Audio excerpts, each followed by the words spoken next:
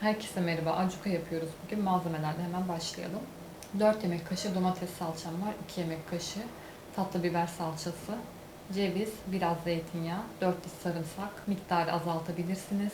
Son olarak baharatlar var. Acuka baharatı diye satın alabilirsiniz. Ya da karabiber, kekik, nane, kimyon, kişniş ve yeni baharı karıştırarak elde edebilirsiniz. Bu baharatların hepsi yoksa karabiber, kimyon ve nane ile de oldukça iyi oluyor. Fakat kullanmanızı öneririm. Çünkü hepsinin ayrı ayrı faydası var. Kimyon sindirime çok iyi geliyor. Kişniş ağır metal detoksu için kullanılan bir baharat. Nane kokusu yeter zaten onun. Salçalar likopen deposu, bolca antioksidan içeriyor. Zeytinyağı ve sarımsağın şifasından bahsetmeye gerek yok zaten. Hemen başlayalım. Bir tane mutfak robotuna ihtiyacımız var. Bunu şöyle aldım önüme. Önce cevizi un haline getiriyorum. Diğer malzemeleri de katabilirsiniz bu aşamada ama o zaman pürüzsüz bir kıvam alamaz. Taneli bir yapısı olur. Cevizim un haline geldi. Sarımsakları ekliyorum.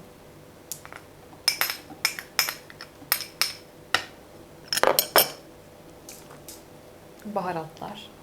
Hepsinden birer çay kaşığı. Ve tekrar çalıştırıyorum. Biraz zeytinyağı. Bu zeytinyağın hepsini kullanacağım ama yavaş yavaş ilave ediyorum.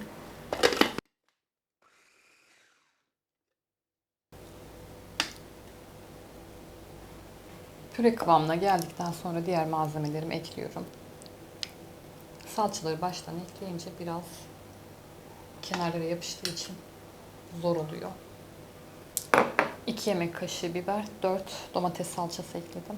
Tuz oranını kullanacağınız salçaya göre ayarlayabilirsiniz.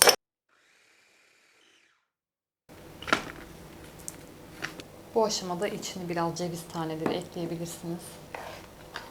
Şöyle bir kıvamda.